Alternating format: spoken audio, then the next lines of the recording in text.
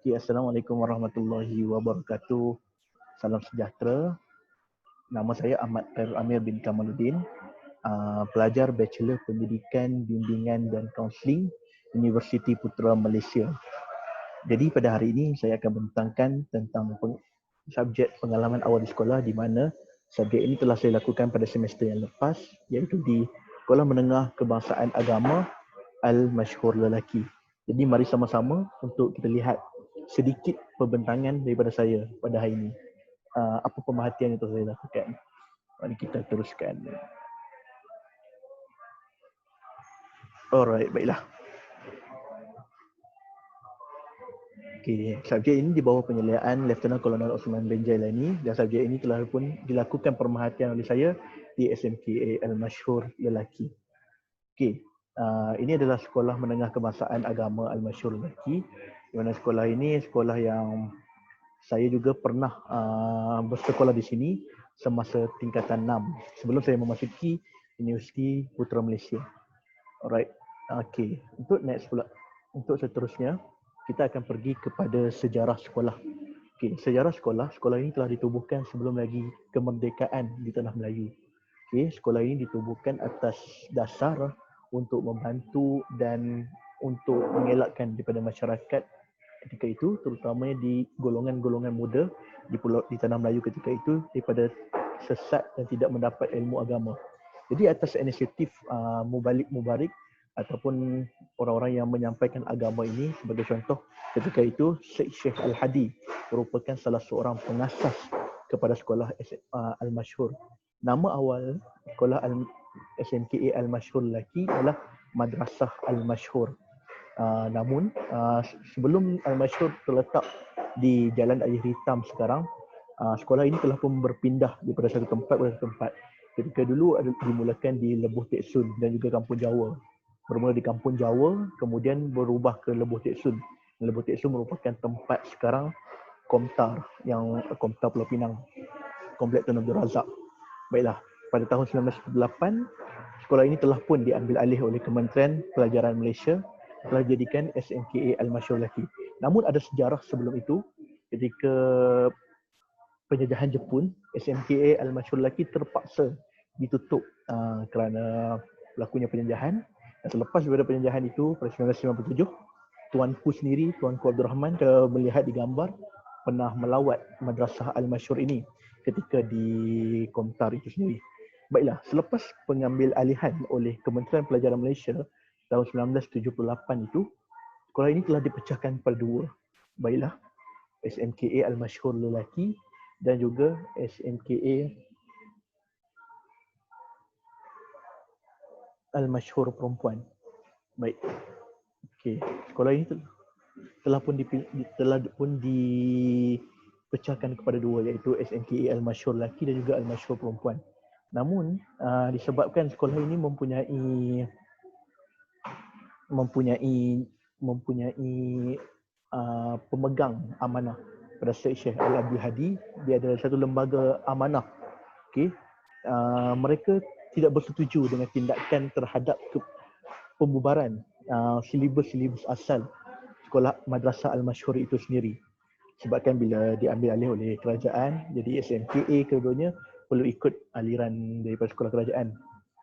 Maksudnya ada aliran bahasa Arab dan juga pendidikan Al-Quran dan Sunnah sebagainya. Namun mata pelajaran Azhariyah ataupun pelajaran yang dibawa pada Mesir, pelajaran agama seperti adab nusus, nahu, sorof dan tauhid, semua tu tidak dapat dipelajari lagi secara mendalam.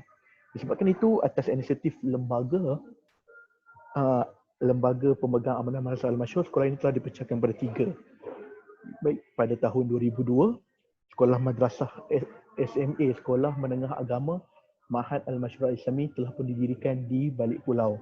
Sebelum itu di Teluk Gombah, dan kemudian sekarang kalau melihat pada gambar sekarang, gambar ini adalah merupakan di balik pulau.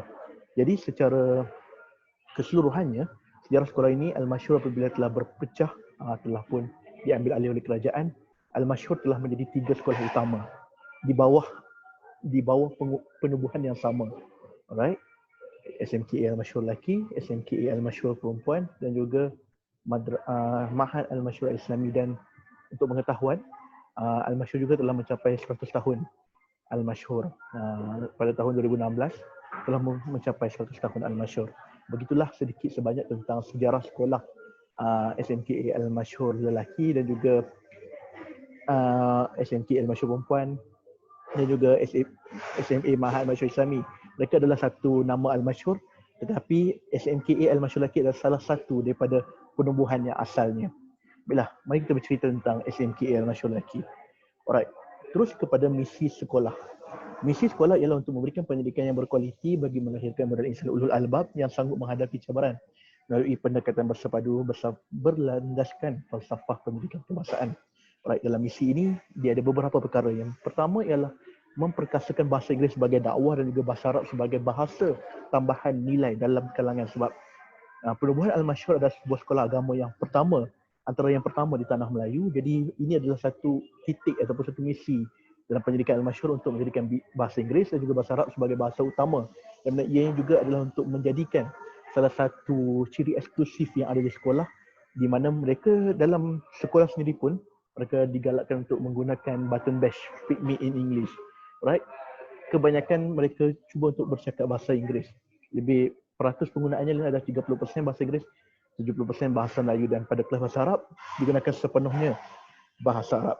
Dan seterusnya ialah melahirkan pelajar-pelajar yang versatile itu berkebolehan dalam misi sekolah ini. Dan sekolah ini juga adalah melakukan beberapa misi seperti menjalankan jaringan dengan IPT bagi memudahkan sekolah untuk mencapai hasrat mereka, untuk memastikan pelajar dapat menyambung pelajaran di IPT dan sebagainya.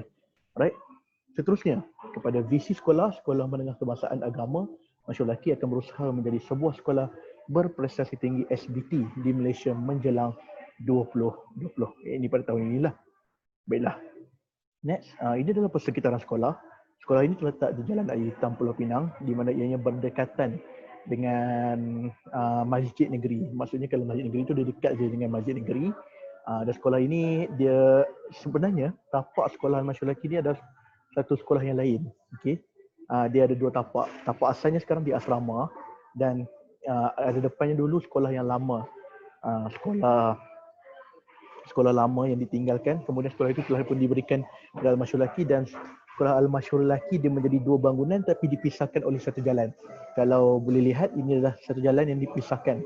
Sini kawasan sekolah dan ini kawasan asrama. Kalau dahulunya, sebelum adanya kawasan sekolah sini, asrama, sekolah semua dia berada satu tempat. Memang tanah yang telah diberikan oleh kerajaan. Right, next. Untuk pemerhatian dalam pembelajaran, berdasarkan pemerhatian yang telah saya lihat sepanjang pengalaman awal di sekolah, ketika ini pada peringkat awal, iaitu peringkat bulan pertama sekolah dimulakan.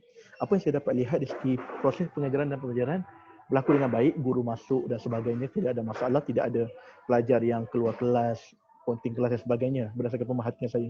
Namun dari segi kemudahan alat bantu mengajar, saya lihat guru itu sendiri yang telah menyediakan bagi membolehkan pelajar-pelajar dapat melakukan pembelajaran dengan lebih berkesan. Contohnya kebiasaannya guru-guru bagi kita 1 dengan kita 5 menggunakan kertas maju lah. Biasanya itu kebiasaan yang saya lihat seperti gambar yang saya tunjuk. Okay, dari segi bahan bantu mengajar, itu bahan untuk membantu guru itu sendiri, saya melihat ini adalah satu kelemahan. Okay, kelemahan di mana dari segi penggunaan ICT yang terhad. Sebabkan penggunaan ICT, makmal ICT tidak boleh digunakan. Dari segi kemudahan projektor yang disediakan setiap kelas tidak ada. Ini adalah satu kelemahan. Baiklah, dari segi tapi walau bagaimanapun kebaikannya ialah guru itu sentiasa memberikan yang terbaik. Bahan bantu kalau tidak boleh, guru itu membawa banner dan sebagainya, memberikan pendidikan, memberikan pengajaran yang lebih baik. Maksudnya guru memberikan sepenuh tenaga untuk mengajar pelajar-pelajar tersebut. Next pula ialah dari segi pedagogi, saya melihat guru-guru menggunakan pembelajaran yang baik, CS induksi, pengajaran, kesimpulan sebagainya.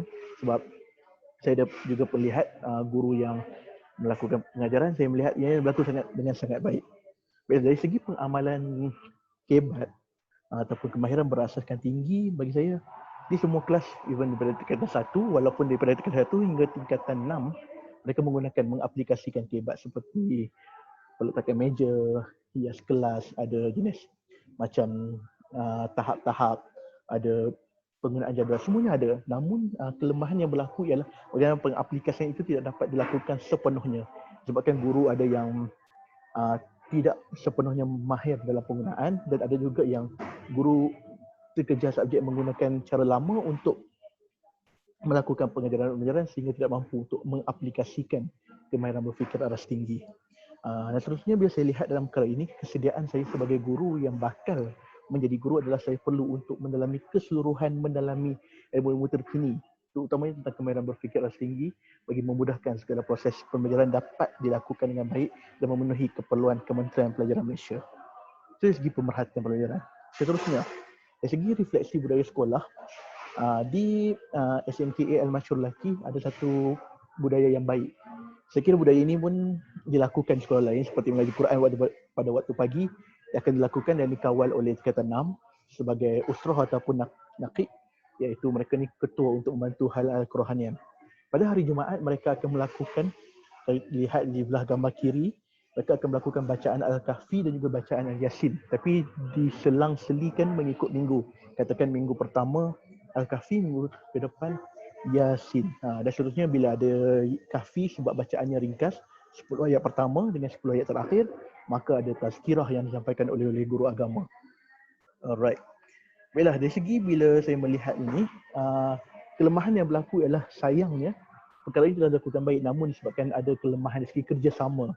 Guru sepenuhnya memberi kerjasama namun sayangnya macam guru-guru yang akademik sahaja, guru-guru yang mengajar akademik tidak memberikan sepenuhnya, tidak datang untuk memberikan sokongan kepada guru-guru lain. Yang hanya datang kadang hanyalah guru agama, guru-guru lama dan juga pengetua dan bahagian pentadbiran. Guru-guru yang akademik melambat-lambatkan datang dan ada juga yang tak datang langsung ketika waktu ini. Ini menjadi satu kelemahan. Next pula dari segi saya melihat aktiviti co-curriculum pada peringkat awal saya mengendalikan, saya bersama-sama dengan guru pendamping saya iaitu kaunselor, saya melihat aktiviti PRS. Pada peringkat awalnya saya melihat, alhamdulillah walaupun di bulan pertama kelebihannya, mereka tetap melaksanakan sebab kebanyakan bulan pertama guru-guru agak sibuk. Tapi guru pendamping saya melakukan juga perjumpaan pertama dengan PRS ataupun pembimbing rakan sebaya. Namun yang saya melihat kelemahan ialah guru meletakkan sepenuhnya, tidak memberikan bimbingan. Sebabkan ada pelajar yang baru, ada pelajar yang tidak tahu apa yang hendak dibuatkan, menyebabkan perkara ini tidak dapat dijalankan dengan baik. Right? Dia hanyalah tergantung seketika, macam contohnya ada perancangan tahunan, mereka tidak dapat membuat dengan baik sebab guru melepaskan sebegitu sahaja dan mereka hanya membincang sama-sama mereka. Alright, bagi saya kepentingan dalam budaya sekolah ini amatlah penting dalam profesionalisme guru kita, sebab terutamanya dalam kerjasama, committed, sebab kita adalah sebagai satu pasukan. Bila kita masuk dalam guru, kita walaupun kita mengajar subjek kita, tapi kita juga perlu untuk bersama-sama memberikan komitmen, committed untuk membantu segala program dan juga perjalanan sekolah agar ia berjalan dengan baik. Itu sebagai kepentingan yang perlu saya kira untuk guru-guru membuat perkara-perkara tersebut.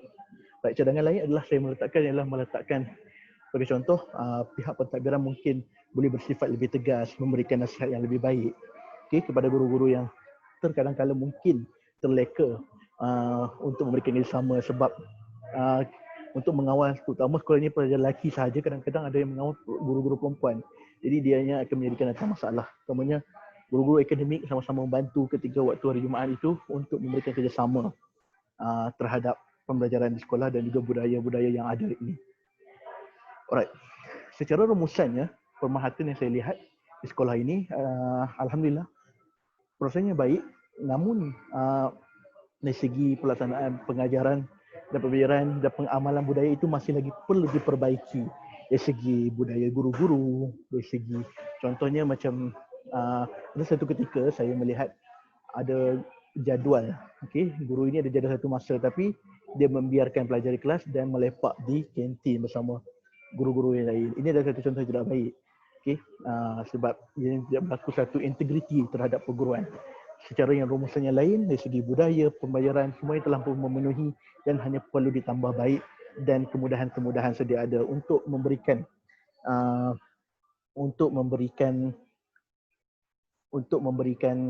satu kejayaan yang lebih baik di sekolah SMKA Al-Masyhur Lelaki.